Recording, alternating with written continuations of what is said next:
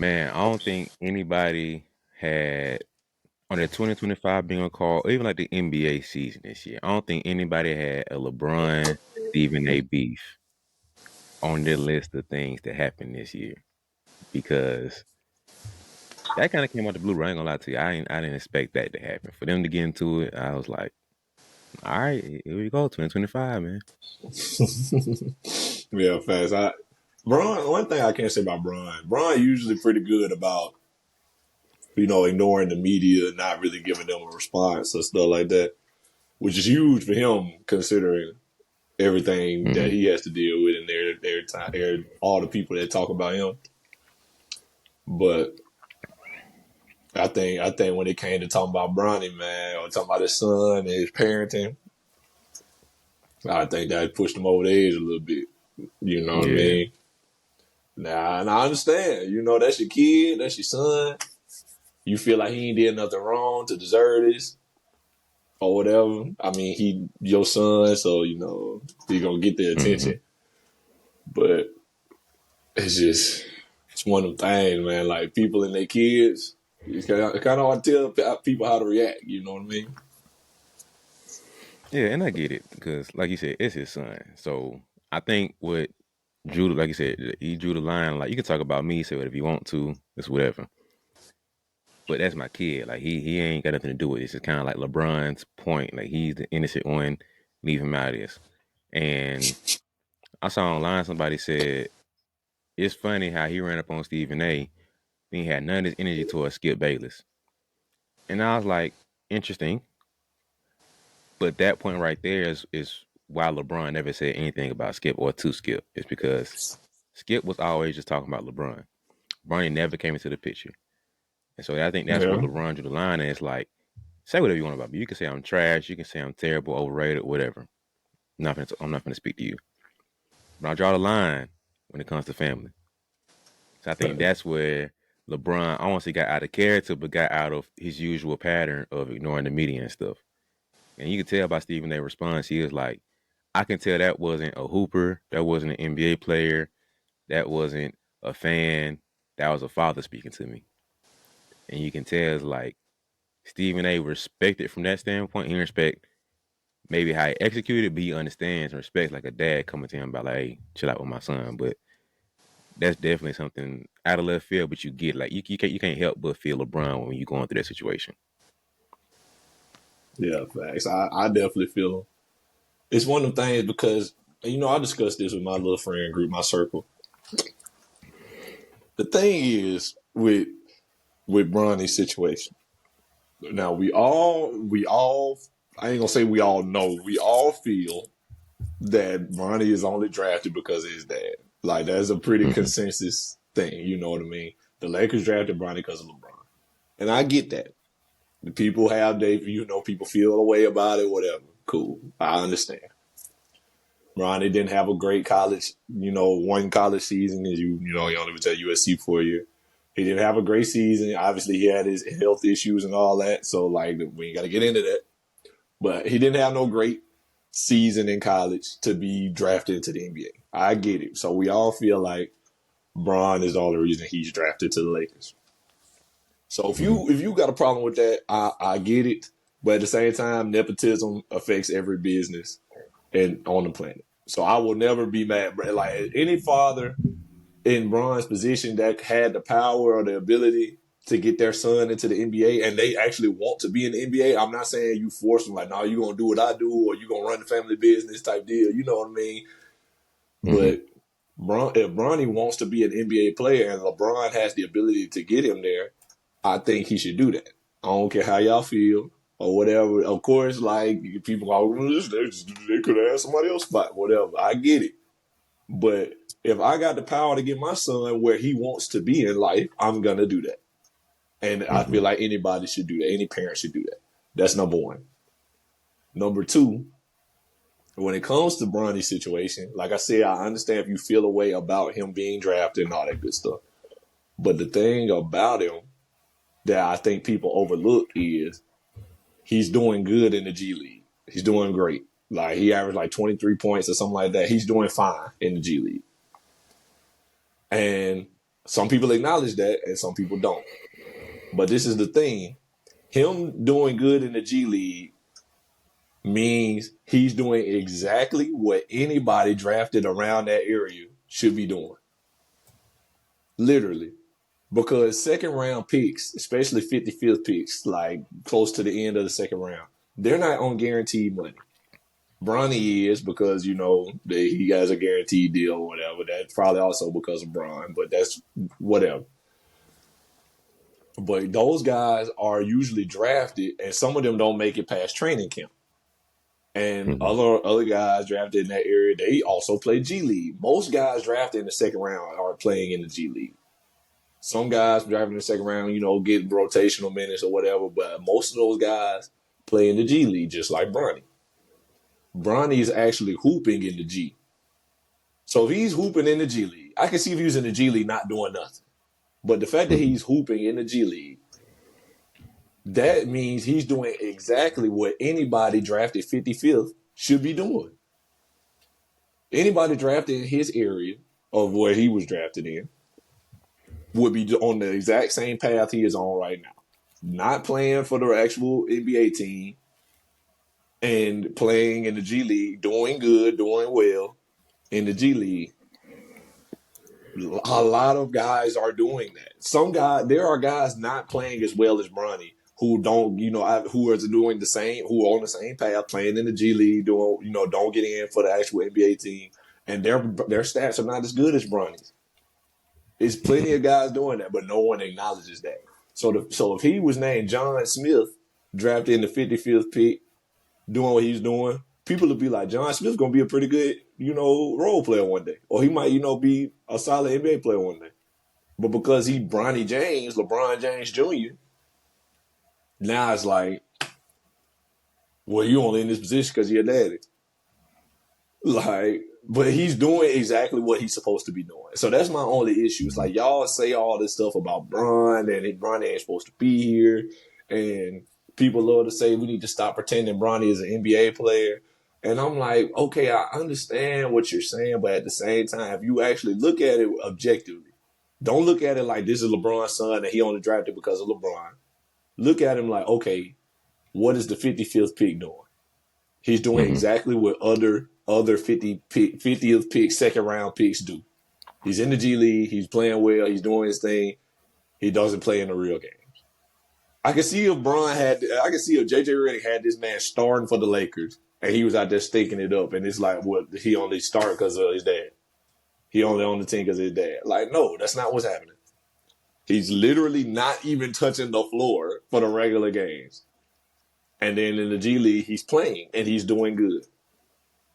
Like, I don't see how people act like that, man. Like, just say you have a problem with him being drafted, if that's the case. Don't make it seem like he's not doing anything to let you know he belongs where he is. Just say you don't like the fact that he got drafted by the Lakers because you think it's because of his dad. Just say that.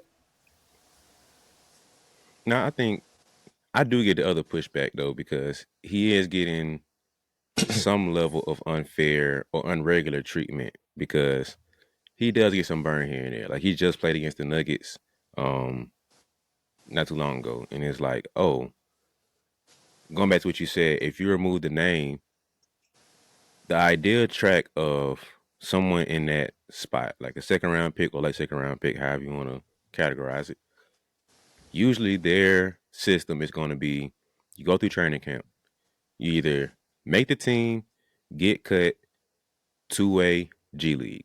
Those are the four Mm-hmm. routes you end up going. So usually you end up seeing, let's go a little more deeper. For him, it's most likely G League because he's not really ready yet. So he's either going to be G League or two-way. Usually two-way guys don't get much playing time. So I'll give you an example of Mo Bamba, right? He was Right. playing for the squadron and he just got called up for the Pelicans team. Mm-hmm. He might actually get playing time because he was in the NBA, performed, did well. Right. Different situation. Versus Mo Bamba little cousin, but we don't know who you are. You in the league, cool, respect. Can you hoop though? We don't know. So you're gonna make that team, But you only getting burned if we the Dallas Mavericks. We only got half the team not hurt. So it's like you got to play, bro. Like we got to call you up and get hurt.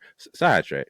The fact they only had 7 players and they didn't call anybody from the G League is kind of crazy to me. Like that Kind of was insane. if I'm on that G League team, I'm feeling the way because ain't no way you feel like playing with 7 is better than calling me up. I'm feeling the way. Like I don't. I'm J Kidd, general manager. I got smoke with all y'all because ain't no way I'm finna play with 7 rather than call me up and have me be number 8, 9, 10. Like that's crazy. But neither here nor there. But but yeah, Brian is getting a little bit extra treatment because he does get some burn here and there. He does get some playing time. Like it was cool to say, all right, we got the moment of the first father son duo playing together. Cool. Mhm. After that, it should have been G League, and we'll call you up if necessary because we have 9 players. We need 10. We're gonna figure out who's the best fit. All right, cool. So he does get a little bit extra boost of privilege of being LeBron James' son. But to counter that is he's playing decent. Like he's not playing trash, man. He ain't like he out there just playing garbage. Like he holding his own. He in a couple shots, making some tough lays. I'm like, all right, he hooping. Now is he deserving of that? I can't. I'm not one to say. But look at his numbers. What he's doing. He's not subtracting from the team. He's making buckets. He's making solid plays. This is what you expect from anybody called up to play. So I get it from the standpoint of he's getting an unfair setup, but that argument don't get thrown out the window because he's actually executing and performing. If he was playing terrible, I would absolutely get all the criticism then. But it's one thing to say, "Oh, you only doing it because your dad." Well, you got to perform too, bro. It don't matter how much I set you up. If you ain't performing, then that's the real issue. So nobody Exactly. complain when McDonald set up his kid to have the seat up, and when he executed, like, oh, I can't say nothing now. But for whatever reason, Bronny just continued to get that hate, even though he's out there performing. And once again, he's not a first round pick. He's not a lottery pick. He's not any of that. Then we expect more from him. But like, bro, you should damn near not even be in the league type of situation. So if you to perform and doing well, it's like respect to you. So I would get the hate completely if he was getting set up and he's not knocking it out. Like, bro, your dad put the tee and put the ball right here for you, bro. All you gotta do is swing and hit the ball off of here. And he just missing it every time. I get it. But no, I was like, he ain't even got the tee no more. It's like, bro, hey, send him a little soft lob and he gonna knock it out. Boom, boom, boom, boom, boom. Are you hooping, bro? All right, Bronny. So what's the hate now? That's why I'm not getting it at. If he was playing terrible, then I get it and be like, bro, why is your dad still keep you in the game, bro? You should be in the G League permanently, bro. Like you stinking up the team. But he not. So that's my issue with all the hate against Bronny because he's actually hooping. He's playing pretty well. So like you said, I think people just strictly want to hate because it's either LeBron, the nepotism, or a combination of both. Because at that point when he's performing, I don't get what the hate is. If he was just sucking it up and it's just like, oh, LeBron setting up his son, he trash, but he hooping. So at that point, I don't know what the hate is. That's what I'm saying, bro. And then so like the Stephen A. clip of him being like, LeBron, I'm pleading with you as a father. Like, stop this. This has to stop. This and that. This and that. It just was too much, in my opinion. Honestly, Mm-hmm. I get it. There's been plenty of pundits and talking heads on TV talking about Bronny, saying he's not ready and like whatever. And that's okay. That's basketball analysis. You feel like he's not ready, all this good stuff. I get it. But then for you to be like, Bron, I'm pleading with you as a father, like this has to stop, this and that, this and that. If I'm the father, I'm like, yo, number one, you got your nephew on your podcast every other week. And you mad because I could get my son in the NBA. Mm-hmm. That's like okay.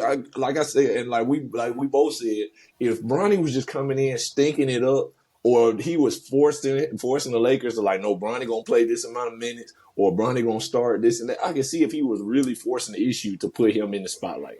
But he got him drafted, and it's like he let him go. Mm-hmm. Because Bronny is in the G League most of the time. He sits the bench. He gets maybe 5 minutes here and there or whatever. This is a blowout. Like I could see if he was really pressing them to be like, no, Bronny got to play.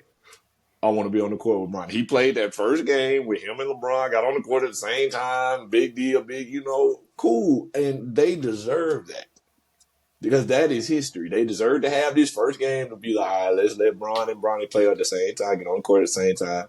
But it's business time now. You know what I mean? After that. Mm-hmm. So for him to have been just the amount of stuff Stephen A. like, he just did too much, in my opinion. I don't know if you've seen the clip or, people in the chat have seen the clip.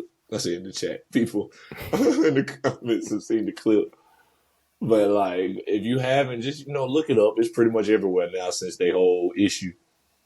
But it just was too much, in my opinion, because I'm like, you're coming for me as a father. Like, I'm being a bad dad. You know what I mean? Yeah. And I know that probably wasn't like Stephen A's intention, but this is what it sounds like. I could definitely have taken it that way if I'm LeBron.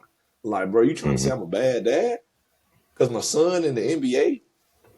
You know what I mean? Like, nobody, and this is the thing, I said this the other day. I said, ain't nobody out here saying Gary Payton II, like, something we need to stop this. Gary Payton II is not good enough, whatever. Because he Gary Payton's son. Nobody's saying that. Now that's Gary Payton, the second GP2 had earned his right in the league, all that good stuff. I'm not trying to say he did, but he's a role player. His pops is Gary Payton, the glove, all that good stuff. One of the best defensive players we know of today in NBA history. But nobody looking at Gary Payton II like, he only here because of his pops, because he's not as good as him. Bronny is exactly where he should be for this point in his career for anybody in his position. Anybody drafted second round, late second round, would also be not getting in for real for the actual team they got drafted in and playing in the G League. And the fact that he's doing good in the G League lets you know, okay, he belongs here. Now, if he wasn't doing nothing in the G, then I think he wouldn't, like, in all honesty, I mean this for real. If Bronny wasn't doing nothing in the G, I don't think he would still be there. Or this would be his only year. Like, if he was in the G League averaging 5 and 5, because everybody loved to bring up his college stats, averaging 4 and 3 and this and that. If he was in the G League doing that, I think next year he'll be in Europe playing somewhere. Because, like, I don't think they're going to keep wasting the money like that or wasting that spot just because he's LeBron's son and he's not even playing for the Lakers. He's playing for South Bay. So if he was thinking it up in the G, I don't think he would still be there. No, I mean, this would be his only season there. But the fact that he's actually hooping in the G League means he can develop and turn into something. You know what I mean? Like, case in point, J.D. Davison, Bama boy, plays for the Boston Celtics G League team. He was on the bench when the Celtics won the championship last year, so he got a ring, all that good stuff. Very proud of him, very happy for him. But he's in the G League for the Celtics team because they got so many great players. Obviously, they're the best team. He in the G League. He like G League MVP. Look him up if you don't know who he is. J.D. Davison, Bama boy. Went to Alabama, too, also. He's like G League MVP. Like, every night he had like a 40 ball, 30 points, like 28 points, 12. Like, he has some great games in the G League, but he doesn't move up because the Celtics don't need him right now. There's no place for him on the Celtics. But nobody would ever look at him and be like, I mean, they just keep him around. Like, no, he's doing what he's supposed to do. He might be an NBA level player. He's not on a team that really needs him right now. So he just hooping the G. And he's killing. I'm not saying Bronny's J.D. Davison, but Bronny is doing good. He's a starting guard in the G League. He averages 20. He's doing fine. Who's to say if Bronny wasn't on the Washington Wizards G League team or the Portland Trailblazers G League team, who's to say he wouldn't get called up to play some more? You know what I mean? But because he on the Lakers G League team, they don't really need Bronny. Then they just traded for Luka. They for sure don't need Bronny now. Like, for what? That's what I'm saying. Like, if he was in a different position, we would be looking at him totally differently.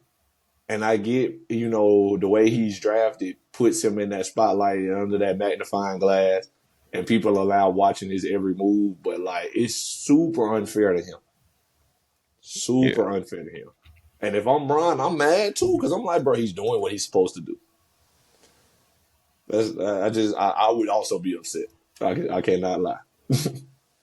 I mean, I think people put a little extra spice on it because it's Bron. But Of if you course. really want to tell the truth of this,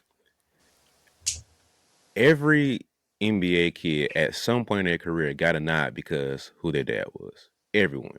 I don't care what Come any on. coach said, from middle school, high school, college to pro. Oh, you Dale Curry? That's your pops? Oh yeah, come on, Steph and Seth. Come on, man. Matter of fact, let's go even deeper. Seth probably got a double nod because of Steph being his brother and Dale being his dad. It's like, oh, you come from that family tree and you're enough? Come on, bro, we got you. Come on, man. You can't tell me Tim Hardaway Jr. didn't get an extra little love because who your pops? Kill a crossover? Come on, boy. Let me see what you got. Oh, you ain't got the handle, but you got the I'm at shot. least All gonna right, give you cool. a We can work look. with that. At minimum, boy, you gonna get to the tryouts. You gonna get something, and we keep an eye on I'm gonna you. give you a Versus look.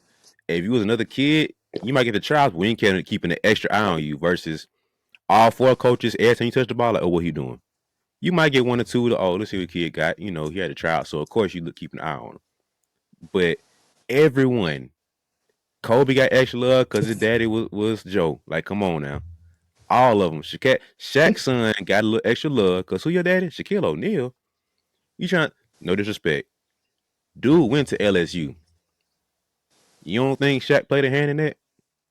Come on Come on, now. man. Let's be And it wasn't all like that at truthful. LSU. It wasn't, bro. So like, if we telling the full truth, call out every NBA player's kid. D Wade son. Come on now. You trying to tell me that that's not nepotism? He got his kid drafted to the G League. He in the G League now. I think he either G League or overseas now, but he got to that spot because of who? His pops. Come on, man. KJ Martin. Your pops who? Ken? Come on, man. Gilbert finna go through the same thing. All his kids looking nice, bro. All of them looking crazy. So at some point, it's like, who your pops? Oh, your brother hooping too? Come on, little sis. Come on, we got you. All of them, bro. We telling the full truth. The full truth. Matter of fact, let's go. Let's go. LeBron level player since all these guys ain't there. Michael Jordan kid. You trying to tell me his son ain't look because your daddy the goat? Air? Come on, man.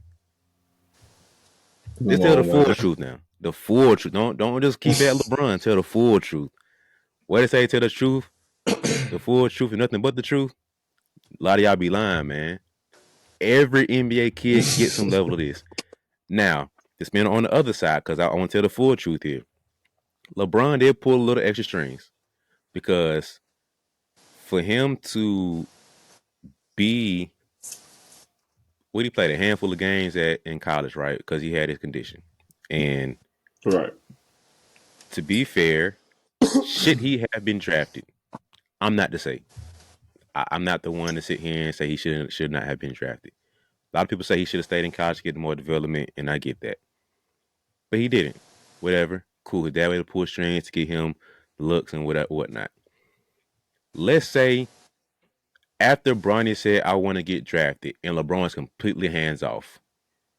You trying to tell me he still when he got drafted? Or at least picked up by somebody if he was undrafted pickup? You want to sign with somebody? I find that hard to believe.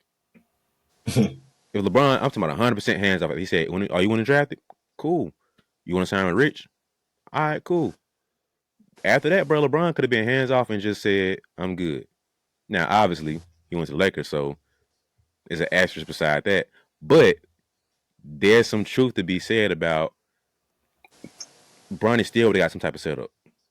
And I get it. You want to hate on that? Cool. But hate on everybody else along the way, too. Steph should not be getting love because at some point, you're that Dale? Oh, all right, cool. We got you. All of them do, man. The only difference is LeBron is the only player of this caliber pulling strings of that caliber. That's the only difference I can say. And Facts. he has a history of being more orchestrated with stuff. And I get it. You want to hate on him for that? Cool. But tell the full truth. That's what I don't like. Every NBA player has either gotten a nod for their kid or they more than likely will. Carmelo finna go through the same thing with his son. You trying to tell me he ain't finna call somebody up? Yo, hey, such and such, such and such. He ain't finna make a call for his kid, try to get a shoe deal. Man, give him a little extra this and give him that, give him that. Or the fact that he is his kid, they finna give him extra nod. Come on, man. That's what I don't like. So tell the full truth of it, because we finna see a whole generation of kids coming up that's finna be killing like they pops was. We finna start seeing it now, so we might as well get us used to it and just tell the full truth of being like, yo, we're in the era of seeing NBA Junior come up. That's what we finna see now. The stars that we grew up watching and loving, they old enough to where they in their 40s, they kids in their college years, or finna be in college and they finna come up and start killing. So either start telling the full truth and give Bronny a break, or just leave it all alone, or just be all the way real about it and call everybody out. Because that's what I don't like about it. So it's like every NBA kid got some type of break somewhere along the line, whether it's getting to college, getting a look from a college, whatever. Because, oh, this who's son? Team suck, but I'm finna go look because they're such and such son. He's good enough, and we gonna give him the boost because his dad is whoever. Or Facts. his dad getting the boost, and it's like, potential. So let's see. You never know because it's such and such son. And you never know because we got the connection with him. You make connection with his dad. That all happens, man. Even to go zoom out to business, that happens too. So I don't like when people don't tell the full truth and full story of like, it ain't just Bronny.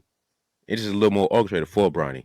So every NBA player's got a nod from their dad being, whether it's name or some type of pool being, orchestrated for them. But tell the full truth of what's going on here, man. Like there's a bigger picture that we all missing. Facts. And if we being real, uh, who the owner of the Lakers? Mm-hmm. Like Jeannie Buss ain't the first person to buy the Lakers.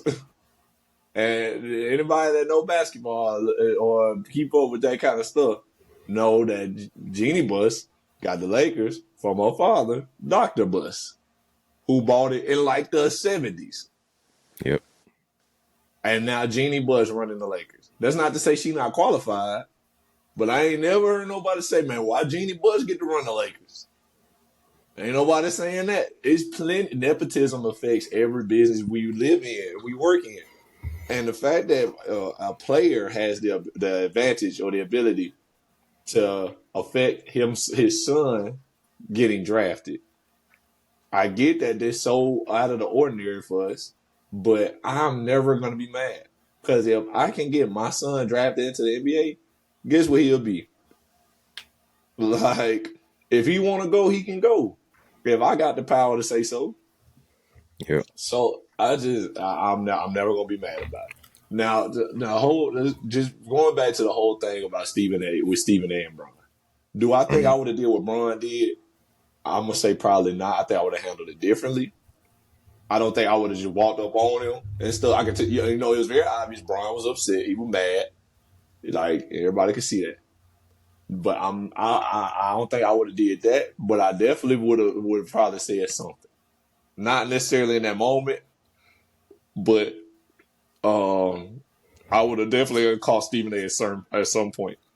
Now, am I saying Bron wrong? No, I'm not gonna say that either. He was visibly upset. He was like, "Hey man," he called him at the game, and Stephen A. is on record many times saying, "If you don't like something I said, you got a problem with something I said, you see me at the games, come say something." He says that all the time. There's so many videos of Stephen A. saying that, and then LeBron says something. He catch you at the game.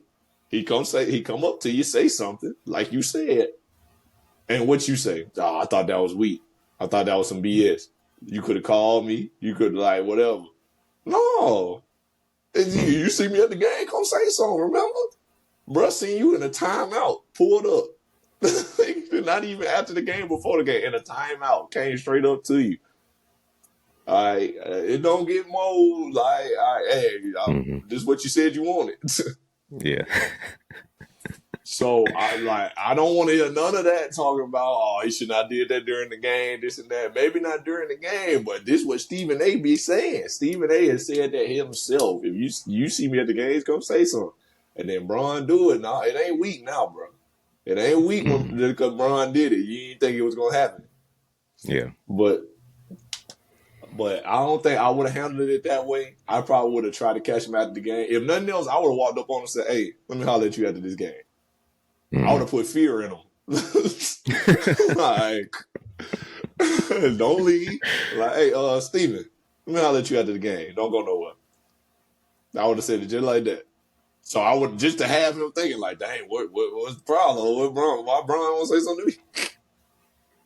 But Brian handled it the way he handled it. I don't appreciate the narrative that Brian don't like for Brian won't nobody say nothing about Bronny. I don't think that's true. People have been talking about Bronny this whole time. I think Stephen A. pushed the limit when he said, he said the whole thing, like I mentioned earlier, like I pleaded with you as a father, this and that, but this needs to stop. I think Stephen A. really pushed it. Because it's Mm-hmm. one thing, because we had we had the whole talk around how the game is covered, and Mm-hmm. Braun was at the forefront of that with Anthony Edwards and stuff when he was talking about the game. Everybody just talks bad about everybody. Why would anybody want to be the face of the league? All that good stuff. So we already had the discussion around how the game is covered recently, and Bronny is a good example of that because people are not critiquing Bronny basketball wise enough. You know what I Yeah. mean? There's too many people talking about he's not ready, he shouldn't be here. It's only because his dad, this and that, but not really paying attention to the actual basketball of everything. That he's doing good in the G League. He doesn't even get in a whole lot in the actual NBA games. So for y'all to be like he's not ready, this and that, okay, how else are they going to prove that he's not ready than the fact that he's not even getting in that much? People, you would think if nobody knew anything about what was going on and you just listened to what people said on TV, you would think Bronny was playing 15 to 20 minutes a game. Yeah. But the man barely plays. Some games he don't get in at all. Some games he might get in 5 minutes, 6 minutes, whatever. But then he hoops in the G League. If you didn't really just know that from watching or keeping up with it, you would not know that from what people say on TV. Because it's all about poo-pooing on the situation rather than what's actually going on basketball wise. Mm-hmm. And that goes back to what Bron and them was saying. Like the game is covered in such a way that it's not about basketball all the time. It's a lot of times it's about the narrative and whatever kind of story they want to paint, and they make guys look bad. Like it gets clicks and ratings and likes to make guys look bad nowadays, or to talk bad about people instead of hyping up the game and what good is coming out of the game or what good certain people are doing. Mm-hmm. So it's just another example of that. And the fact that Braun called Stephen A. out on it and him to be like, oh, that was weak. I thought that was some BS. It's like, well, what you want him to do? What did you want him to do? You know what I mean? Like that's my whole point. Like the game is just covered in such a way that it's so negative now. And when somebody pull up on you and say something, that's a problem. I don't know. Yeah. I mean, I get both sides of it. So doing what you did. So on LeBron's side, I don't think I would have handled it that way. And you know me, bro. If I would have done that, I'm on 10 at that point, bro. Because You mad? if I'm doing that, bro, I'm ain't no way in the middle of the game, bro. That either just I don't know LeBron personally, obviously, but either something happened where like Bronny tripping, it's like, bro's good with you, nothing. You know what I mean? It's like, bro, what's going on with you? So either something had to happen, or he just getting built up mentally over the game, and it's like, all right, bro, I gotta tell this right now, because if I don't, I don't know what's gonna happen. So either that happened, or he just kind of walking himself down to where I don't want to be on 10. I want to express this at an 8, but I'm finna get out what I have to say. But once again, I don't know if LeBron handled it best. In my opinion, I would not have done that. I would have waited. Hey, call up your boy right now, Rich. Hey, call him up. We finna handle this on the phone, or what game you coming to? All right, cool. pregame, postgame, whatever. We gonna handle this, whatever. On Stephen A's side, he did cross a line, and I get it to where LeBron's not scot free in this. He Mm-hmm. did put a level of pressure on Bronny in multiple ways, saying, pretty sure you've seen it multiple times. People was like, "Oh, Bronny better than these dudes right now in college. All these dudes, these goofballs are watching the NBA right now." And it's like, I ain't had to say that, Bron. Come on, man. You put a target on his back by saying that, because a lot of these dudes gonna look at him and be like, "Oh, now it's my little 19-year-old kid." Bet he ain't you. He ain't you at 19. He's not you. Don't listen. His name says James on the back, but that's not LeBron. Not the first. He's the second. All right, he ain't 6'8", 6'9". The boy like 6'3". Let's chill out now. Come on. So Facts. LeBron don't hear in the face by doing that. And then the whole spectacle of, I want to play with Bronny. I want to play with Bronny. I want to play with Bronny. Now LeBron never said that, and Bron's able to just kind of navigate his own way. He probably would have spent 2-3 years at USC. We don't know, but he probably had a little bit longer college career, because I think he wanted to play college ball. He never really Mm-hmm. played college ball, for being completely honest. He played like, what, 10 games, 9 games, and went to the NBA. I'm pretty sure he would have wanted to enjoy some level of that college experience. So he might have played another year. But LeBron doing him in the favor by saying he's better than these guys right now, as he is in college. And then saying he wants to put the pressure of playing on him, because now he putting all eyeballs on him like, oh, he's even good enough to play. So now we're looking for that. Now he getting scrutinized by saying only average 4 or 5 points a game. He ain't good enough. Oh, now he in the league. He ain't good enough. What he doing? He only here because of LeBron. Oh, he only drafted. Oh, he ain't playing this game because he LeBron James' son. That's the only reason that's happening. Well, it's like, all right, cool. Give him time to develop. That's the point of the system of the G League, is to get them to develop, to be able to train and get to that point where you can play. So LeBron doing any favors by kind of forcing that attention and eyes on him. But Stephen A's not right by crossing that line and making it a little more personal. And I get Exactly. if he wants to call that out and say you're putting pressure on him by doing A, B, and C. I get that, because I can call that out and say the same thing. But I'm not going to say as a dad. That's when you're attacking him as in his parenting skills. That's when you're like, my parenting skills no better than your parenting skills of how you're gonna raise your kids. That's where it's like, what I would have probably said is like, I don't know if, like, once again, I don't know if I would have done that. Me personally, I don't know, because I've never been 6'8" and crowned the chosen one of Akron and Cleveland. I've not walked in LeBron's shoes, so I can't say exactly what I would have done. But hey, I'm pretty sure if I was LeBron, I would be, hey, I could draft my kid, right? Call Golden State and let them draft him. Call Atlanta, let them draft him.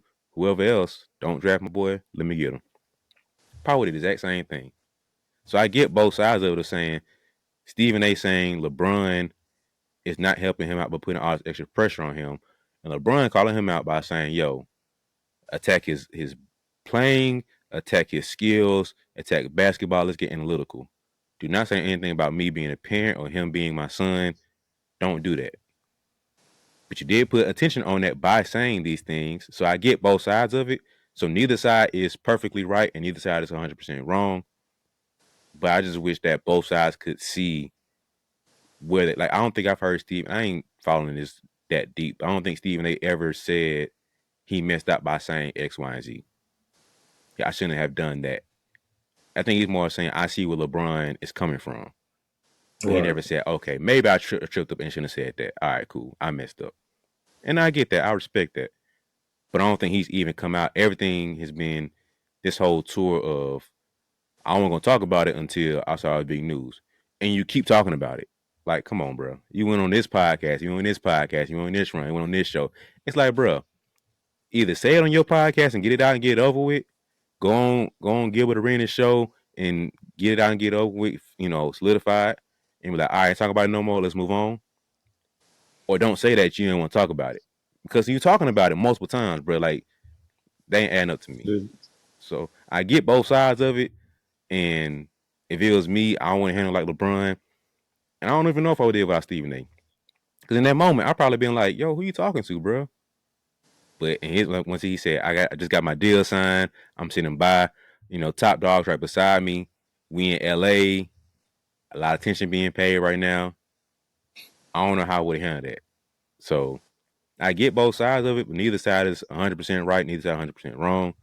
But it's just the weird situation that I feel like we need to have them go to Oprah or something and go to Mari and like sit this down and figure this out because it shouldn't be this big of a issue now.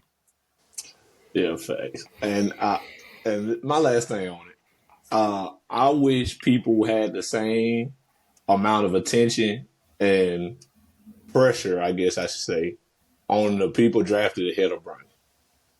Because people don't even talk about the first round picks. And it was considered a weak draft, which is another reason why Bronny probably was drafted or added to it. Because it's like, who are we going to get anyway? You know what I mean? Like, no big deal. But y'all put all this attention on Bronny because he's Bron's son, and that's a lot of the media and social media's fault because they put all this attention on him. And I know y'all see it just like I see it. Oh, Bronny corner 3. I'm like, all right, bro, like cool, like they cannot wait to post him and stuff, and that kind of turns people off. That makes people not like him because it's like they always posting him. The same thing happened with Taylor Swift in the NFL. Like, oh, now everybody hate Taylor Swift. For what? Taylor Swift ain't do nothing. She's just at the game. Mm-hmm. She's literally just at the game living her life. And Bronny's literally in the game, playing the game, living his life, but people are posting him, trying to get the interactions and the clicks and the likes, and it makes people not like them. Mm-hmm. It'd be like, man, he everywhere. They keep posting this and that. And why that is, I don't know why humans are the way we are. We do that. We just be like, man, I'm sick of seeing Bronny. I'm sick of seeing Taylor Swift. I'm sick of seeing Caitlin Clark. Like, it's always that feeling when people get posted a lot. You know what I mean? Yeah. So that's the part of the media's fault, obviously. But Bronny has literally done nothing wrong. And then the guys drafted ahead of him, no one talks about them. No one puts no pressure on them. This was a great time to be a bust. If Kwame Brown was drafted this year, Kwame Brown would never have been recognized. You know what I mean? Like, it was a great year to be a bust. It was a great year to be an Anthony Bennett or a Michael Carter Williams, one of them guys. You know what I mean? Mm-hmm. Because them guys drafted like early first round. Like, it's I just want anybody to tell me who the first 5 picks of the draft were this year. Since drafts and picks and spots is so important now, can anybody tell me who was drafted top 5 this year? Give me anybody in the first round. I'll be nice. Give me anybody in the first round. Give me the top 3 pick. Give me a lottery pick. Give me somebody. Like, give me 5 people drafted in the first round. Exactly. Like, people know some of their favorite college players, like Rob Dillingham, or like people know Dalton Knecht now because he played for the Lakers. You know what I mean? But like, if you could tell me who was drafted top 5, you was really paying attention to who was drafted. But then Bronny get drafted 55th, and it's like, that spot could have been somebody else. Who should it have been? I want you to name me the person. I want you to name the guy. Like, dang, he ain't get drafted. He should have been drafted instead of Bronny. I want you to name the person. Because anybody that is good enough to have possibly been drafted in the second round of the NBA draft, they're doing just fine. I promise. Like, don't get me wrong, there are limited spots and limited opportunity. But anybody good enough or on the fringe of being drafted in the NBA, they're going to be okay. They're probably going to get a two-way G League contract somewhere. They're probably, or just a solidified like G League, like just playing G League contract somewhere. Or they're going to go overseas and be just fine. Like, I get why y'all say that, but at the same time, who are they going to get? That is part of the reason he's drafted. Because it's like, well, I mean, we don't really – anybody else that the Lakers drafted, they would be doing exactly what Bronny's doing. They just took Bronny because if you want to say just because it's Bron's son, that's cool. But anybody else would be doing the exact same thing. Y'all just don't like that Bron set it in motion. And that's my whole thing. But like, let's talk about who was drafted number 1. What is he doing down there in Atlanta? Like, nobody talks about him. Nobody talking about Rob Dillingham like that. And he was supposed to be a college superstar out of Kentucky. And now he playing Minnesota, who's a playoff team. Nobody talk about him. Mm-hmm. Like people talk about Dalton Connect because he played for the Lakers. But if he ain't play for the Lakers, I don't think we'd be talking about him. So that's my whole thing, bro. Like y'all don't even keep the same energy for other people. Y'all mad at the 55th pick, y'all because of the way he was drafted. Can't even Mm-hmm. name the top 5 picks, but y'all mad about Bronny. So that's my whole thing too. Like we gotta have the same energy. Like that's part of the issue. Like we not keeping it basketball. We keeping it narrative and what's gonna get clicks and likes. So let's talk about the 55th pick because his name LeBron James Jr. We're gonna talk Yeah. about him instead of the first pick, the second pick, the third pick. Like, come on now. Great year Yeah. to be a bust. Yeah. I don't think I've heard any analytical talk of the Lakers should not have drafted Bronny. Instead, they're missing. If they wanted a guard, they should have got him. They need to really miss in the wing position because they need this, and this. They want to plan for the future with LeBron. So they should have drafted this person here or traded this pick and got that. Nobody's ever given me any basketball breakdown of why Bronny was a mistake and they should have went here instead. It's always, like you said, the narrative of nepotism. It's just because of LeBron. And like that's feelings. That's opinions. We don't know this 100% fact. Whether it looks like a fact and it is a fact are two different things. This is all opinion based. LeBron never came out and said this, and he probably never will. LeBron never came out and said, I'm only doing this because of my dad. Like, think about it, bro. If you are Bronny and your whole life is like, I want to be in the NBA, you get to high school, man, I'm hooping on the college. I mean, I'm hooping on a team with college players or potential and future college players. I'm doing my thing. We're on a good team. Man, I get a chance to go to USC, get a chance to hoop, or I don't get a chance to hoop. Oh, my life is probably taken away. That's crazy. I'm just happy to be here at this point. Okay, whew, I can play again. All right, I'm back hooping. I'm healthy. I'm feeling good now. Man, you know what? I love my dad. Let me go hoop with him. I'm gonna do what I can, put myself in position to go do this. Okay, I get drafted. Man, I don't even care if it's with my dad or not, bro. My name got called, bro. Like, of course, I would have been lucky and fortunate to be on any team just to get signed, but I actually got drafted. That's crazy to think about, man. So now I'm on the summer league. I'm doing my thing with the preseason workouts, doing my thing in early in the season, and we're here now. Oh, my name get called. Oh, I'm playing. Whew, I'm nervous, but I'm here. I live for this moment for the past 18, 19 years. This is what I wanted. And now all you hear, or most of what you hear is, he don't deserve it. He shouldn't be here. All you hearing is about how your dad is a bad dad by doing this. Nobody think about that lens of it. It's always he just a nepotism baby. Like, bro, you know how many hours I put in the gym? Hours.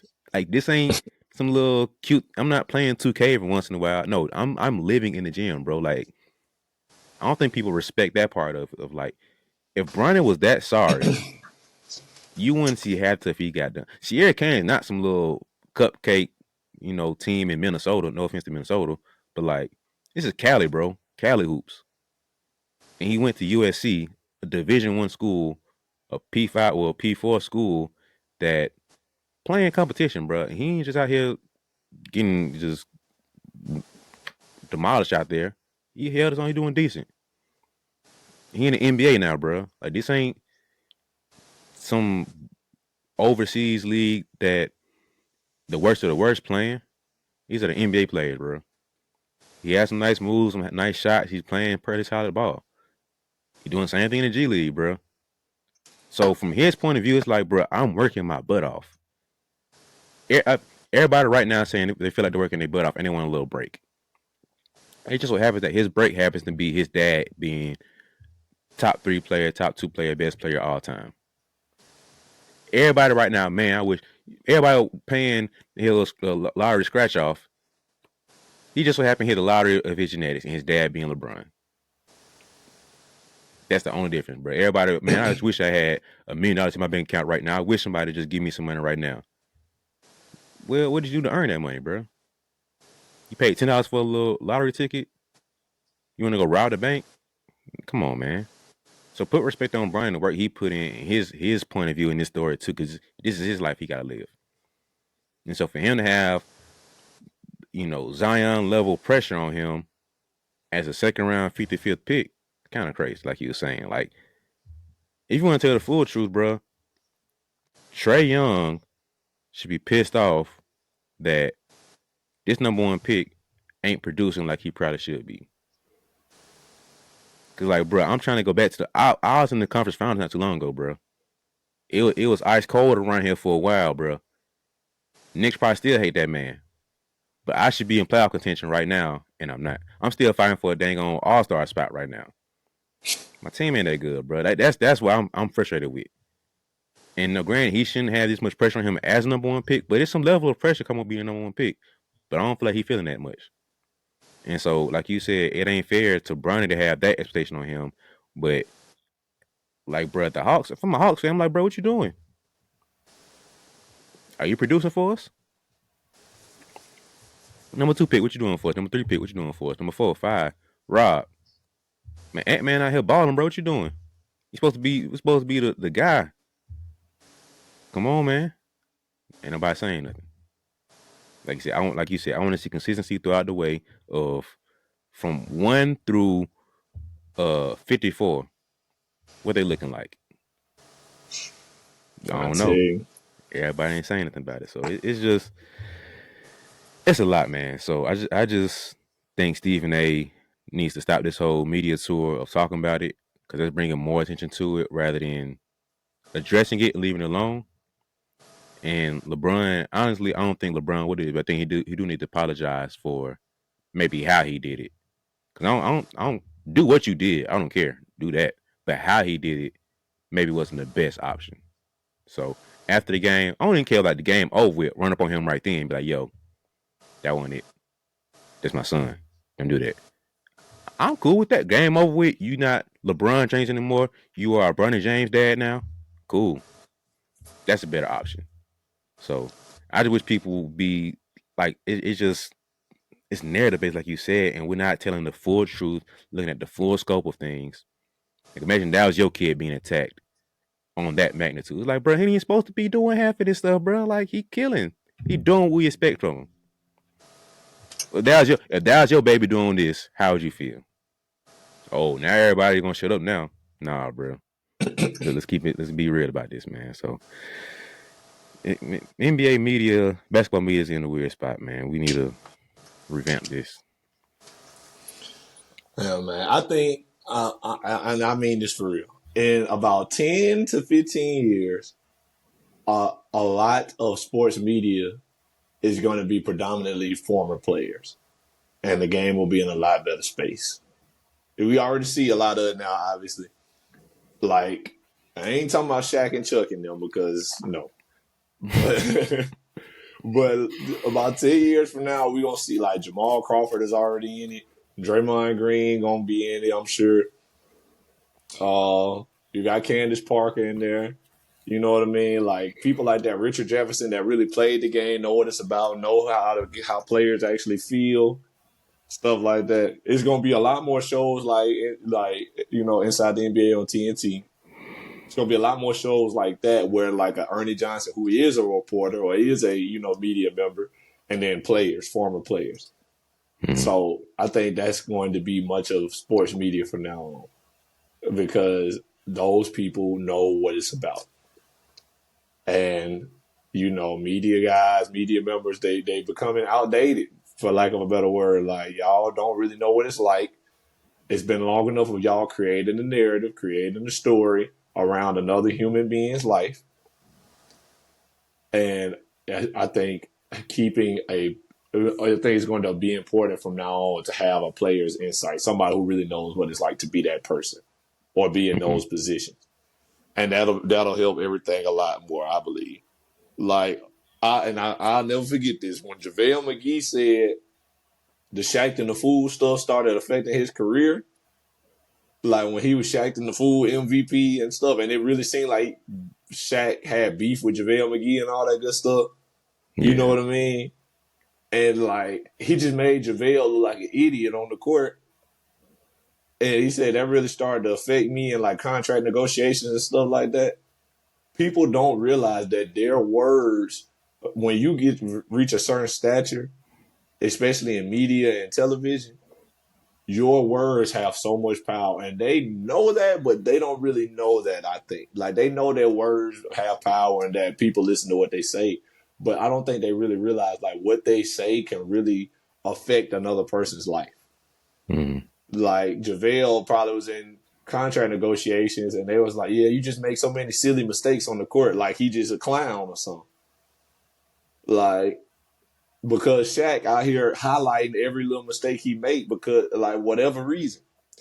And I'm Yeah. not saying that the Shaq and the Fool stuff wasn't funny or whatever, but then when you put in this spot, like when they had their little beef going on, because JaVale said something about it, I remember. It's been some years ago now, obviously. JaVale said something about it, and Shaq started like just making every Shaq and the Fool have a JaVale McGee clip. Mm-hmm. And Kenny even said something. He was like, all right, bro, you picking at him now. You nitpicking. I remember Kenny said that, like, that's real, bro. Like, you're affecting another person's life. Stephen A, like, people say the same thing about, like, the ratings in the NBA. Like, if people in the media are always talking about, oh, the NBA is trash right now, they just shoot a bunch of threes. Y'all keep saying that on TV. People are obviously going to be like, I'm not going to watch because everybody keeps saying all they doing is jacking up threes. Even if they didn't watch for that to see for themselves, Mm-hmm. because everybody on TV keeps saying, yeah, it's a bad product right now. The NBA is trash to watch right now. It's a terrible game. It's just people jacking up threes. If I don't even watch basketball or if I'm a casual fan and I see that on TV on the regular, I'm like, well, I ain't going to watch that if that's what it looked like.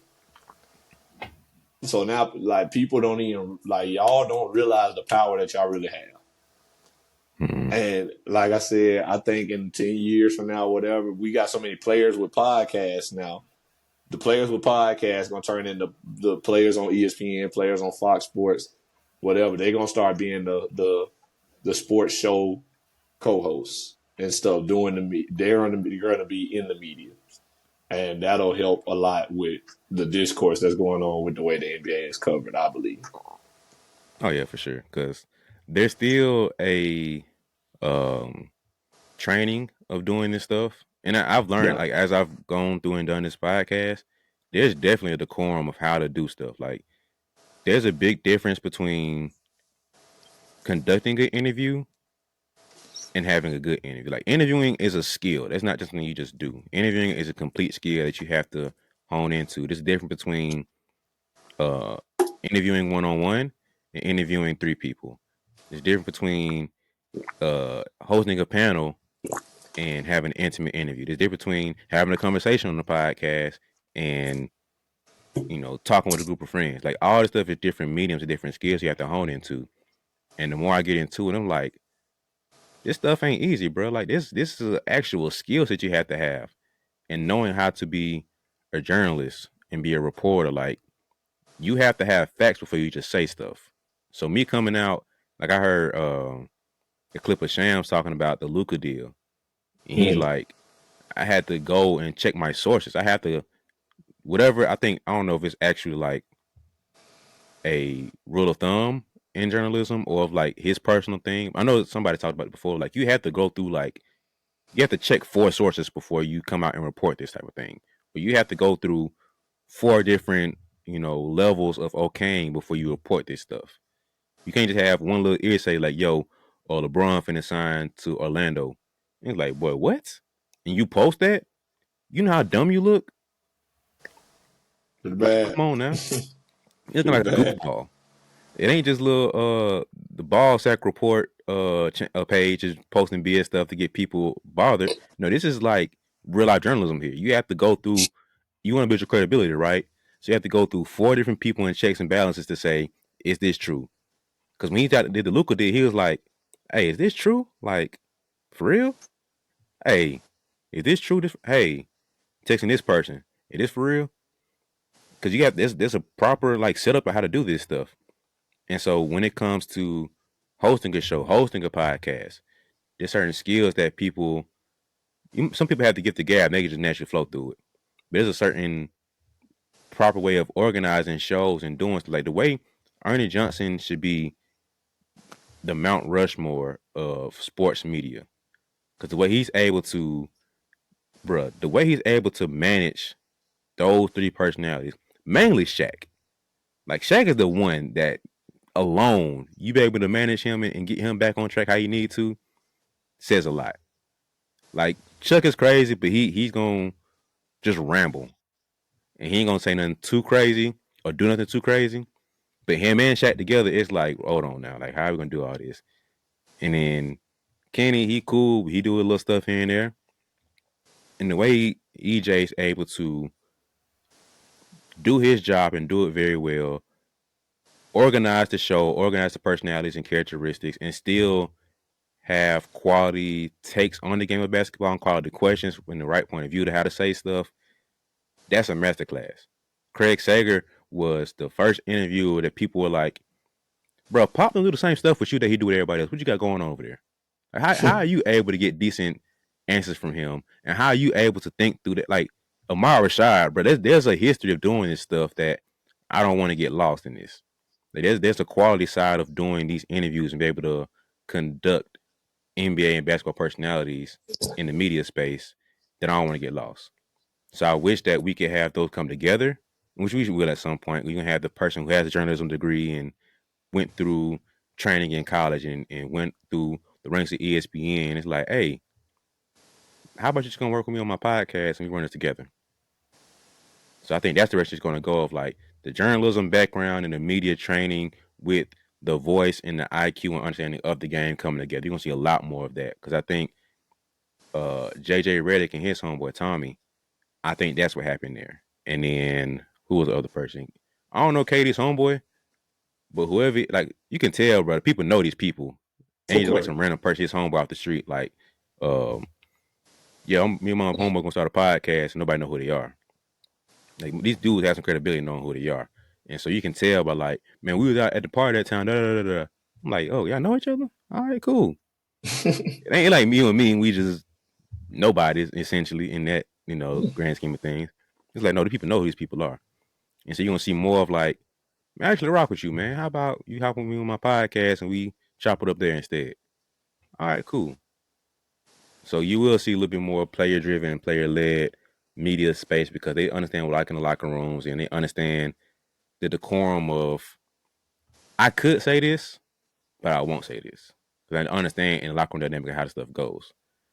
And then knowing how to do their job is a whole different thing versus just doing it. Like the basketball side up, the media side of it. So you're gonna see the basketball IQ and understanding with the media training that goes with it together and say, hey, I understand media wise, this is what you want to say, but basketball wise, you're finna cross the line. We don't talk about that. If you want to talk about it, but if you want to talk about Bronny, talk about his skills. Don't talk about him and his dad. If you're gonna talk about AI, talk about it from this way. You're gonna talk about John Morant, do it from this way. Do your job and report the stuff, but don't add extra little sauce to it because you want to get these clicks. So I think that's where you're gonna start seeing things, and it's like, okay, Draymond grows up in his podcast, he does this and he does that. Okay, now you're seeing, Steph Curry come out and do this and do that.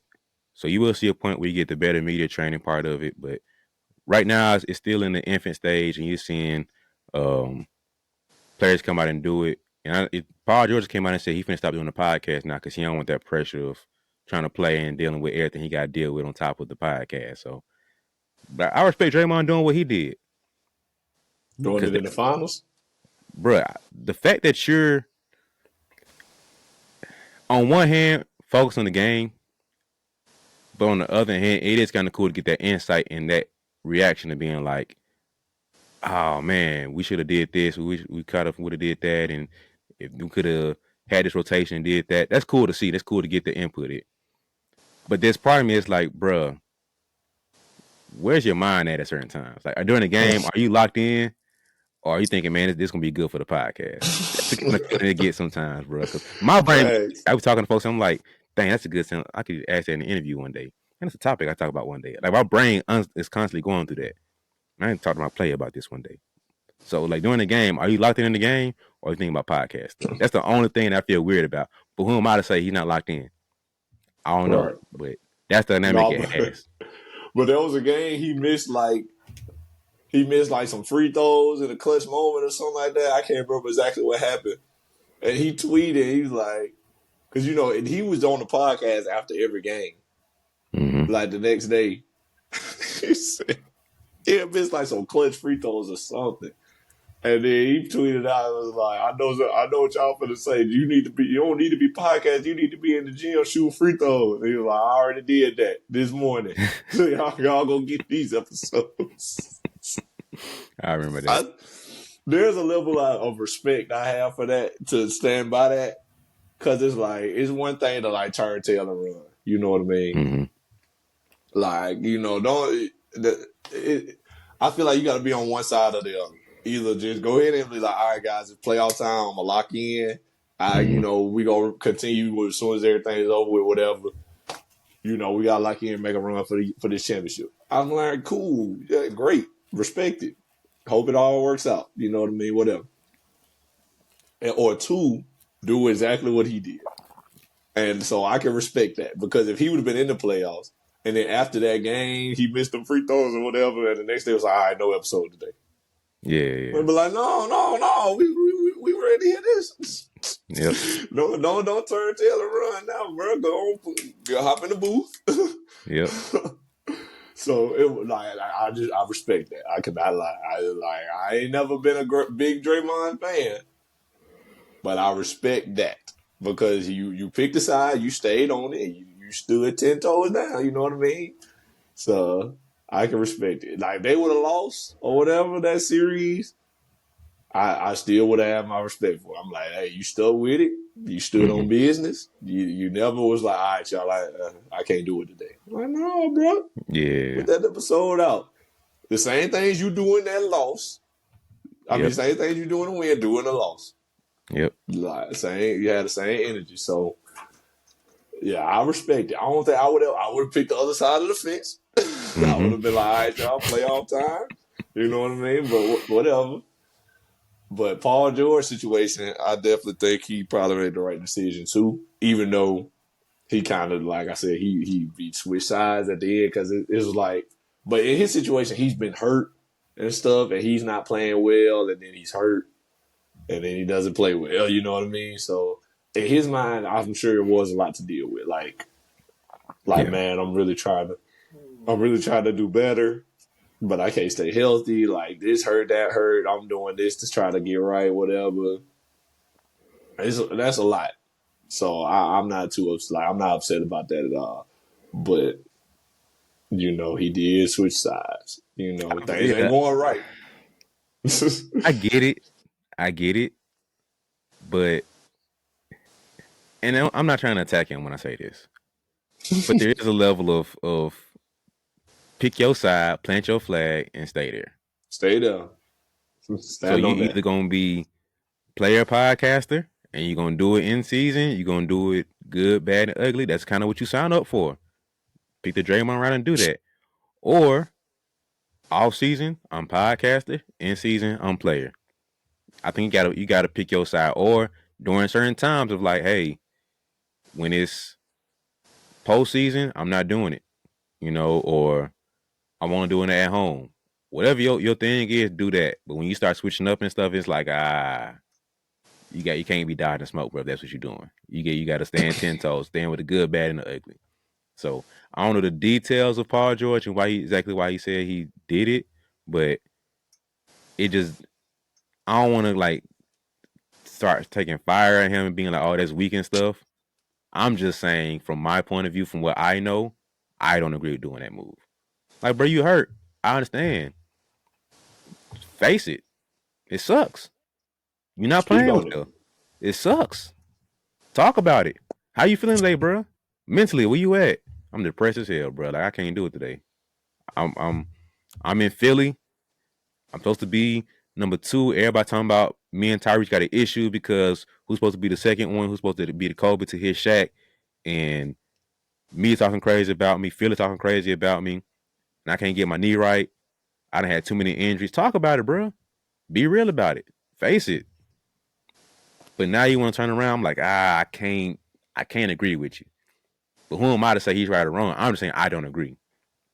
So I Facts. feel you, PG. I get the mental side of injury. I get you. I'm not trying to say don't deal with what you're dealing with. What I'm saying is plant your flag and stay there. So finish the season out, do what you gotta do, and then be like, hey, next year I'm only doing it during off season. Or when season clock in, I'm done. This is my last episode. Like, or have some type of a formula like what I love is what Young Men in Three is doing. They have it where Mm. Tommy's kind of being the staple host, and then he'll bring in players and talk about the game, and it'll be like, "Man, remember last game when you got me with this move, and how did it feel? Like you traded from the Wolves to the Knicks. How did it feel for you, man? Remember this situation that happened, and what thoughts about the game when it comes to this, and when it comes to shooting, when it comes to the All Star game or the postseason, in season tournament, whatever. It's cool to get that insight as close as possible to that time. It's very cool to get that. So maybe have some system around to where y'all interview me here and there. Once a week, I come on, and y'all interview me rather than it being an episode where we're talking and interviewing guests. Have some fun. This is the space that we get into now where players decide I'm in the media space and what capacity, how do we host this? Am I here 24/7, 365? Am I in season versus off season? Am I host versus a guest now? Do we restructure the show? It's all stuff to consider now. So it's gonna be an interesting space to see how people do stuff because Pat Bev changed up a little bit. Mm. He ain't doing NBA stuff now. He's overseas, but guess what? He's still on that mic. Still on the mic. So it's gonna be a real interesting space to see how the sports media, especially specifically NBA, changes as we go through this evolution and ebbs and flows because you're gonna end up seeing inside the NBA go away because they ain't finna do that forever. Right. Now they got the new little deal, but it's ESPN now, so I don't know. I really don't know. That's Might not be the same. hey TNT and Disney, two different worlds, boy. This two different things. So I'm not gonna be as optimistic about seeing what it looks like, but that's an opportunity for somebody to sneak in and say, hey, we can be that new era, the new wave of this show. So I think the NBA media is gonna be interesting. I say I give it about 5 years because you're gonna see Draymond probably retire, Pat Bell probably gonna be retiring. Yeah, I didn't tell him what Paul George gonna be doing, so he could be retiring. Um, JJ, I don't tell him what he gonna be doing. He might be coach, he might not be coach, might be out of the league. We don't know, but he might hop back in the podcast game. We don't know. So all the perennial like Jeff Teague, you gonna I want to see what Jeff Teague gonna do. Get Arena like these dudes gonna be doing in the next couple of years because they've been killing. Shout out to them, bro. So Yeah. it's gonna be interesting to see how stuff evolves and changes. It'd be nice to see one of those podcasts like 520 and Gil's Arena get picked up by an actual network and it be on TV. And then they still do what they do, post it on YouTube, all that good stuff. I don't know if a TV network would be willing to let them get off with that. You know what I mean? Like having their own YouTube channel. Like I'm a guy that watches YouTube more than anything because I'm overseas. I don't have cable, and if I did, it wouldn't be in English. So I'm watching YouTube and stuff more than anything else. So I watch First Take YouTube clips. I watch Fox Sports shows, all that good stuff. But I'm only watching them on YouTube, and those YouTube clips don't always be there. Like First Take has their YouTube clips from the show, and it's on ESPN's YouTube page. Is what I'm trying to get to.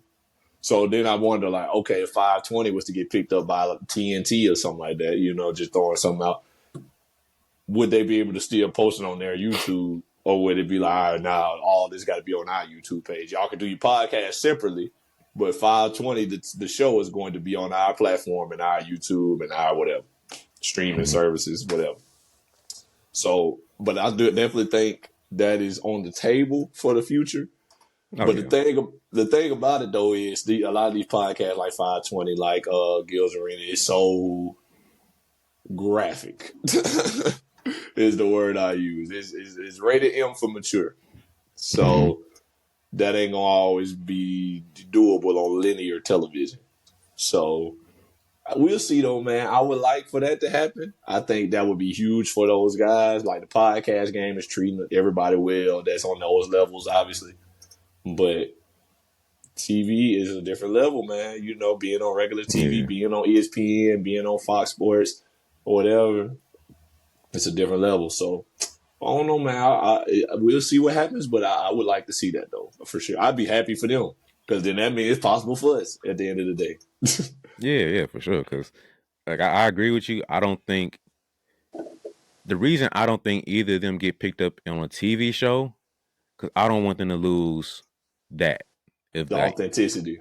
be you, don't Right. switch up now because you Disney or switch up now because you primetime TV. Just please be you. So I think you see some level of we're gonna only give you app. So if you get picked up by TNT, you end up being on the app only. So we give you some level of deal, but you got to give us exclusive footage that's only on the app. Or if you do sign with us, we have a show. Y'all can keep doing what y'all doing, but we need a show out of you guys too. And now Mm-hmm. the show is a clean version, and you still have your podcast. And that's a lot of work to do, but that's the cost of getting that bag, that exposure. So it's definitely possible because Gil showed you. I don't call it code switching, but he was appropriate for a first take. He did his basketball stuff. He gave his talk. He came back to the Gil's arena. It's like, man, I'm like regular him. Mm-hmm. Him and Shy going at it. I All don't care right. about your body bag, man. You're not looking at it this way, Rashad. I don't care, soundbite cemetery Larry. We ain't doing that. Nah, Kenyon. Nah, Mr. B. We ain't doing that. Come on, swag. I was killing you out there, boy. You was my little, you my youngin back then. Like, I want that energy. Keep that. I want 520 to stay them. I don't All want them to right. get too PC and start getting no, bro. Stay y'all, bro. Y'all are goofy. I just I just a clip again. They're talking about D Wade. Oh my god. They love throwing Wade under the bus, man. They love throwing Wade under the bus, boy. Hey, That he ain't clip of never coming on. D Wade teaching his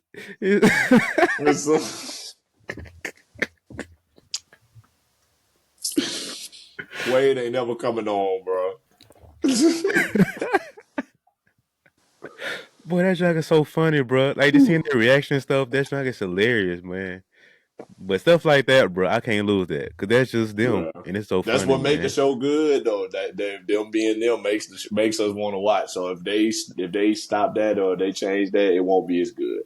So I don't Oh know, man, man. they don't know what I'm talking about. Go look at Twitter or something, bro. That junk is hilarious, man. Look up 520 podcast and like D Wade teaching his son how to dribble. That junk is hilarious, boy. Like, oh man. But we ain't the type of show, so I can't go too deep in that route. So That joint is classic, boy, all time. oh well that's all time clip, boy. Like that's hilarious, boy. Okay, I won't go to that. But Elon Shopper need to get a podcast. I thought he did have one, but then I don't see it no more. You know what I mean? He needs to get one, bro. Cause you know the whole clip about who's the best storyteller between him, KG, Jeff T. I And think it's just one other see, person. Was it four? I don't know. I think it's between them three for me either way. Man, only reason I go T number one is because he has the most random stories. Like his stuff He is was just a part of super. everything.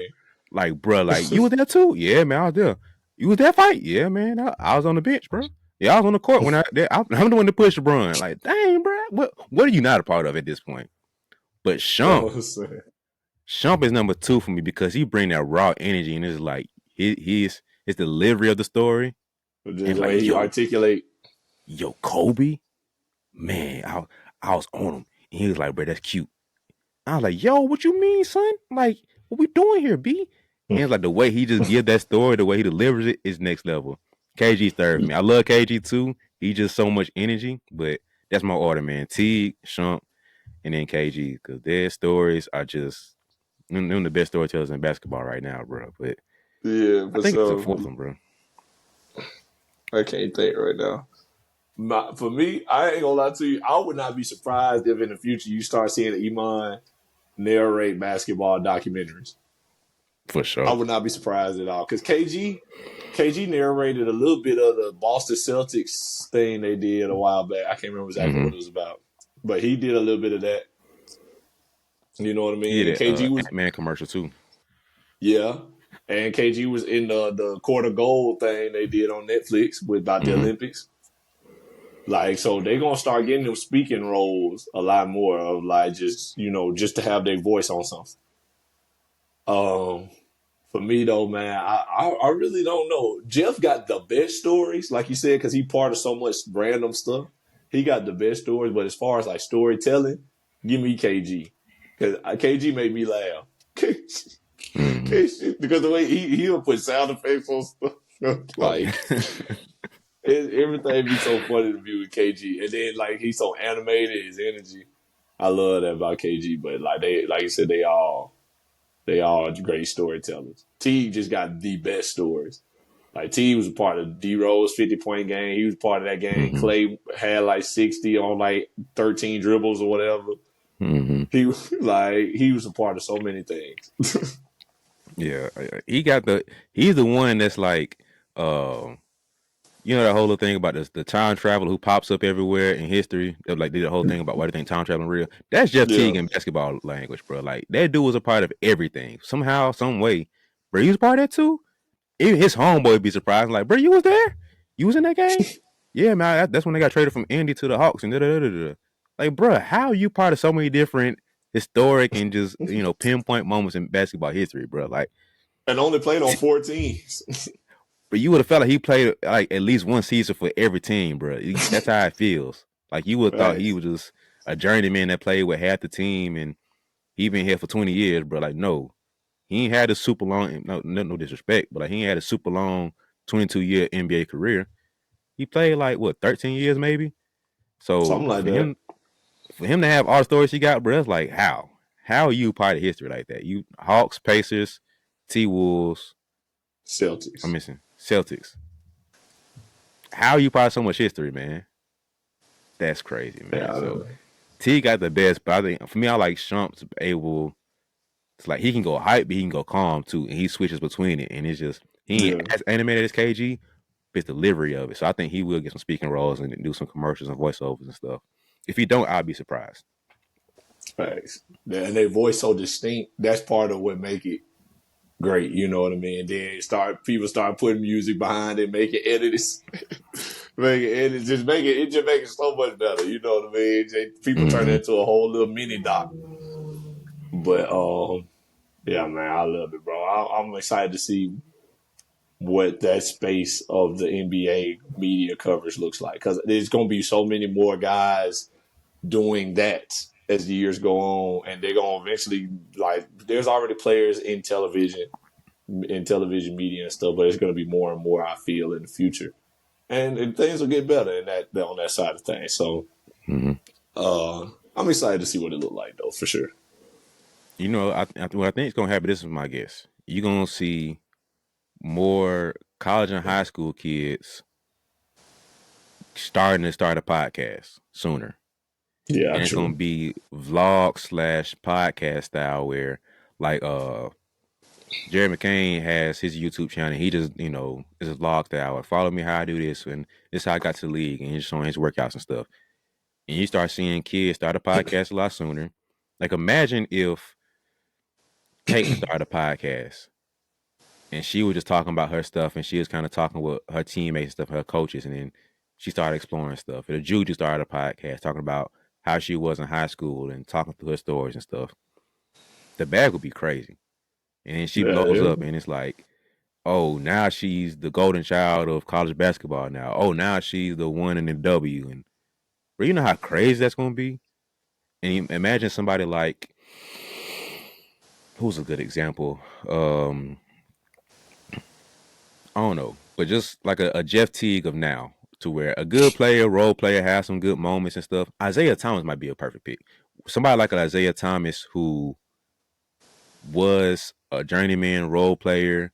If you let's exclude his Celtics years, somebody who's like a good role player who people respect and rock with, and he has a podcast, and it's like, well, NBA really booming like that. I still want to hoop.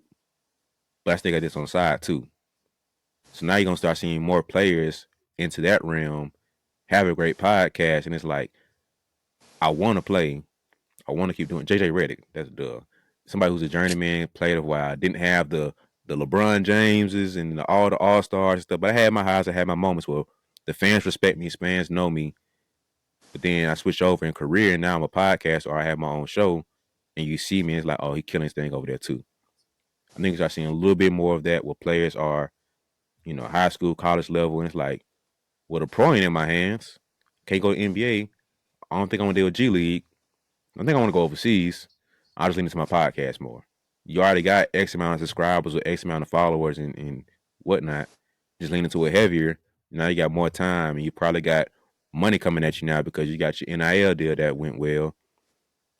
So it's just really figuring out what makes sense for them. I think you're going to see a lot more players start going that route earlier. I don't know how I would feel about it because, like, it's a distraction. Like we talked about with Draymond and Paul George, it could be a distraction, especially things they're going with, especially in college because you also in school, supposed to be in school. Mm-hmm. But I definitely see it happening. There's three things nowadays that everybody wants to do. Young people, want to do, and some of them have been a thing, but now, especially now, YouTube, Mm-hmm. podcasting, streaming. Didn't think it was gonna do that. YouTube, podcasting, and streaming, Twitch streaming, whatever streaming, video games. Those are the three things that like young people want to do more than anything now. If they could turn that into a career, they want to do it because the people like Castanet and all those people make it so illustrious. You know what I mean? And it just seems like they're having so much fun. People want to do that now, and I mean, which is nothing wrong with that. Nothing wrong with those careers. But those things can be a distraction. For me, personally, streaming is obviously the easiest one of the three. Not necessarily saying it's easy, but there's no like prep work for streaming. It's like we cut the stream on, we play the game. Obviously, you got to build a community, but you just do what you do streaming. You living your Mm-hmm. life. You playing the game. This is what you would have probably been doing regardless if streaming existed. But then Yeah. YouTube, you actually got to plan the video, set the video up, shoot the video, Yeah. edit. You get it. You understand. You got to do the edits. You got to do all that other stuff. And then same thing with like podcasting. You got to actually prep, know what you're going to talk about, have your ideas and all this good stuff. Shoot it, do the actual recording, cut it, edit it, post it, all that good stuff. There's a lot of prep work and finishing work for those two. But streaming, obviously, you just hop on the stream. So I see a lot of players doing that now. Like I follow a lot of college players that streaming now. And I mean, I think it's cool. I think that's definitely a good little way to make extra money if you can build it up to that level. But I don't think I would like to see a bunch of podcasters in high school. You know what I mean? I don't know how much I would appreciate that. Number one, I'm not gonna listen. Me personally. Number two, I think that, like I said, it just could be a distraction. Because if you start not hooping at a young, like, I mean, obviously you in high school, you hooping. You in college, you probably going to be hooping. We hope if you one of those guys, 4-star, 5-star guys, I'm assuming you're going to be a 4-star, 5-star guy. You start a podcast. But you get to college, if things ain't going the right direction, you going to start waning on the podcast. Your coaches for sure going to say something. If you ain't handling your business, you ain't hooping on the court, or you ain't doing your schoolwork, they ain't finna bring up that podcast. All right. Yep. See, when you a pro, it's like you your own man. You grown. You do what you want to do. I can't tell you what to do in your free time. You go to college, you on my scholarship, I'm paying for you to go to school, and I can let you go. Mm-hmm. You know what I mean? It's like, all right, bro, you ain't handling your business. And you out here doing this podcast, and you got a D in Spanish. Okay. Okay.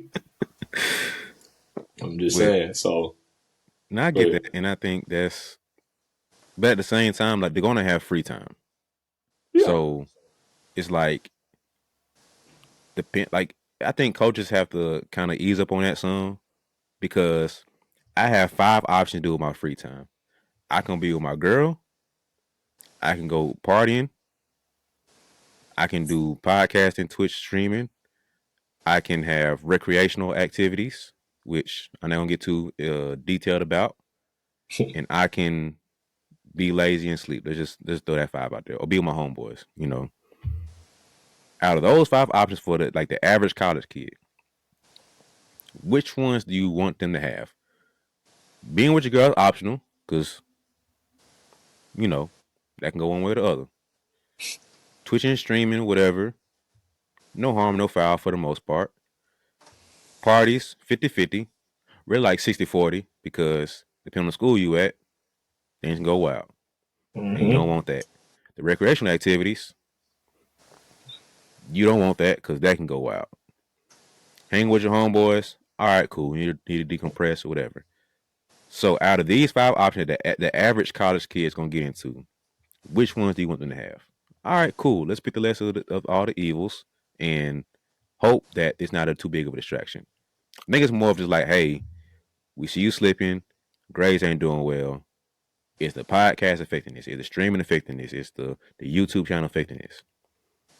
Show me it's not, and we're good. If it is, we'll have another conversation about this. I think they need to like respect them some too because the whole transfer portal thing is very real. And I ain't trying to say you can't be a coach, you can't be holding players accountable.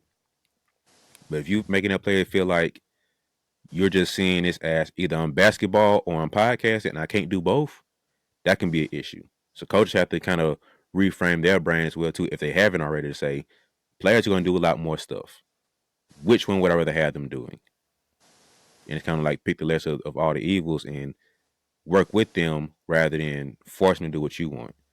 So like, man, if you're gonna do a little YouTube channel or a podcast, don't be out here giving secrets. Like you Kits, Chloe Kits was gave a play away at the interview with at the party with Don. She was I like, yo, remember chill out. Why are you telling 14? Chill out, bro.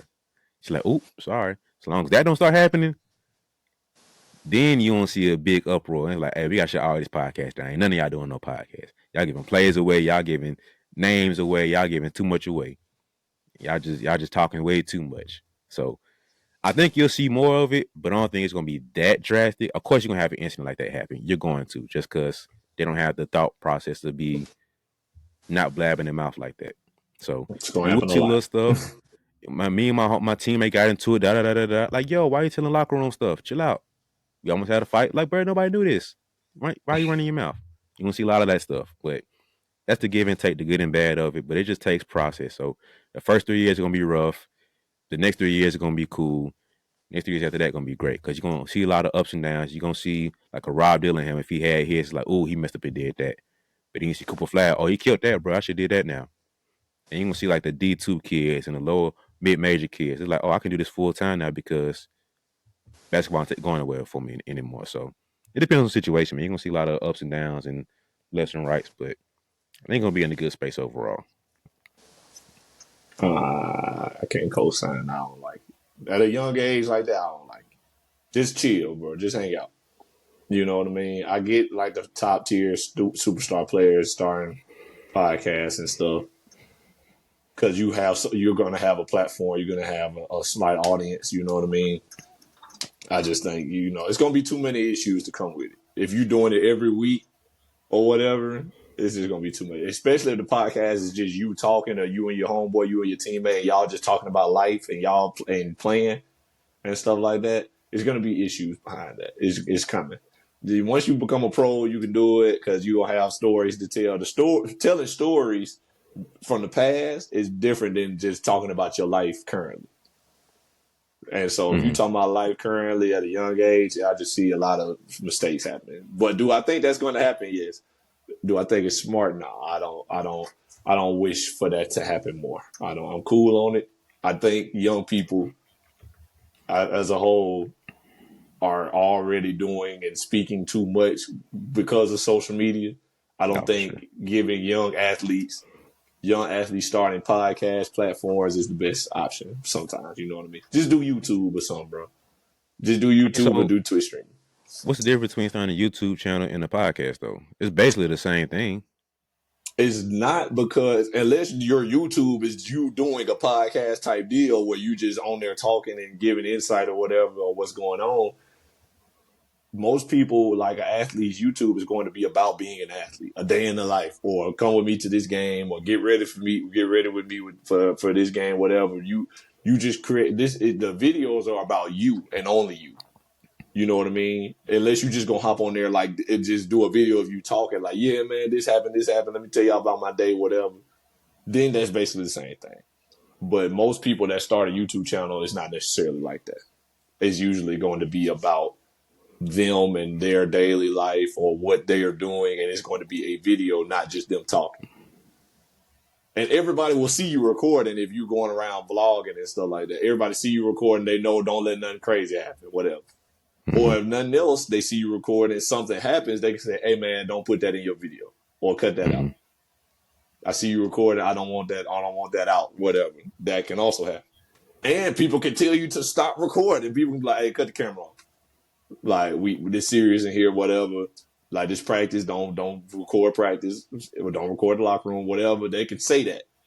Mm-hmm. You doing a podcast and you just talking and then you put it out and then we seeing it after the fact. It's already out there.